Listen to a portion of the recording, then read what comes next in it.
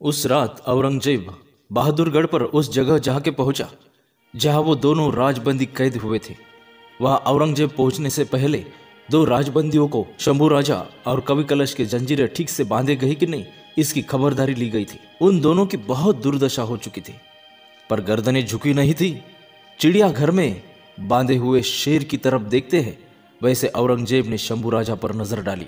गुस्से से, तिरस्कार से देखकर कहने लगा, 32 साल का जवां मर्द, आज 30 साल हो गए उस बात को। मेरे सगे भाई दारा सिकोह का ऐसे ही बूढ़े हाथी पर जुलूस निकाला था हमने सरेआम।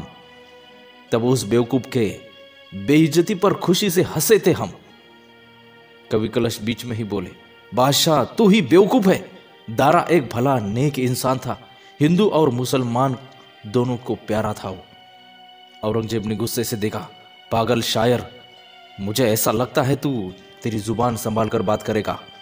इसी में ही तेरी भलाई है, नहीं तो तेरी यह जुबान जड़ से उखाड़ देंगे हम।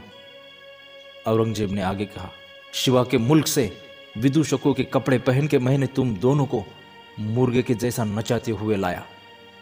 तब मुझे रोकने के लिए कोई मायकालाल नहीं आया। बोल संभा, ये तेरी हार है या जीत? शंभू राजा ने कहा, यह गद्दारी है। तुझे मालूम है मेरे जैसा छावा खुले मैदान में तू हरा नहीं सकता, इसलिए तो तूने गद्दारों को हाथ में लिया और मुझे पकड़ लिया। खुले मैदान में जीत कर नहीं, ये तेरी हार है, बहादुरी नहीं। और भी हिम्मत है ना तो निकाल दे ये बेड़िया, निकाल दे ये जंजीरें और भेज मैदान में तेरे शहजादों को, सरदारों को आने दे आमने सामने। औरंगजेब थोड़ा शांत हुआ और कहने लगा, दुनियादारी के तराजू में सिर्फ ही व्यवहार गिना जाता है संभा, जो सिर्फ तुम्हारे गनोजी शिरके को समझता है। मान जा संभा, तेरा भी सम्मान रखा जाएगा। हमारा बूढ़े ऊंट पर बिठाकर विदूषकों के कपड़े पहनाकर जो सरेआम जुलूस निकालकर बहुत बड़ा सम्मान किया तूने, वो जुलूस था तुम्हारे लिए सबक। अल्लाह ताला ने हमें दी हुई सल्तनत से जो कोई बदमाशी करेगा उन सब के लिए। शंभू राजा को कैद में डाल के अब 20 दिन हो चुके थे। जुल्फिकार खान का गुप्त संदेश आया था। रायगढ़ काबिज करना बड़ा मुश्किल। डेरा डालने की बार बार कोशिश कर रहे, परंतु धनाजी और संताजी के खुफिया लुटेरे रात में आकर हमारे सैनिकों की बर्बादी करते हैं। सह्याद्री में घुसने में हम सफल हुए हैं, पर उनके किले हासिल करना नामुमकिन है। यह खबर सुनकर औरंगजेब जरा समझदारी की भाषा बोलने लगा। कहने लगा आगे, संभा तेरा बाप शिवा एक मामूली सा जमींदार होकर भी इतना बड़ा साम्राज्य खड़ा किया उसने। कितना बहादुर था वो, और कितना खुश नसीब भी था जिसने तेरे जैसे होनहार बच्चे को जन्म दिया। तुझ पे बड़ा नाज है हमें। तूने भी तो 8 साल तक नचाया हमें। तेरे बाप के बाद मराठी तख्त के लिए तूने 8 सालों का मुकाबला किया, समंदर के पानी को भी आग लगाई। तेरे जैसी हैसियत काश हमारे 4 शहजादों में होती। संभाजी महाराज ने गहरी सांस ली। वो औरंगजेब के आंखों में आंखें डालकर कहने लगे, औरंगशाह, ऐसी तारीफ करने के अलावा तुझे क्या चाहिए, साफ साफ क्यों नहीं बताता?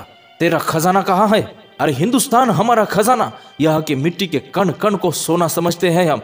बेफजूल बातें छोड़ दे। हमारे कौन कौन से गद्दार तुम्हें शामिल हुए थे मालूम नहीं हमें? घमंडी संभाव, होश में आ। तुझे अंदाजा नहीं, अभी तक हमारे जुल्फिकार खान की 40,000 की फौज पहुंची होगी रायगढ़ पर बेचिराख करने उसे। बेवकूफ बादशाह, हमारा रायगढ़ कोई मिट्टी का ढेर नहीं। बेमुरबत काफर बच्चा, अपनी जान बचा ले। फिर से एक बार पूछता हूं, सह्याद्री के सभी किले हमारे हवाले कर दे। मूर्ख बादशाह, अरे सह्याद्री के सीने पर के सभी किले हमारे स्वराज की शान है, हमारी ताकत, हमारा साम्राज्य, हमारा सामर्थ्य है। कुछ भी मांगने की बेवकूफी कर रहा? कल तू ईद के चांद से मन्नत मांगेगा कि आसमान के सभी तारे हमारे झोले में डाल दे। क्या यह मुमकिन है? इतना अपमान, इतना उपमर्द सह के औरंगजेब अंदर ही अंदर तड़प रहा था।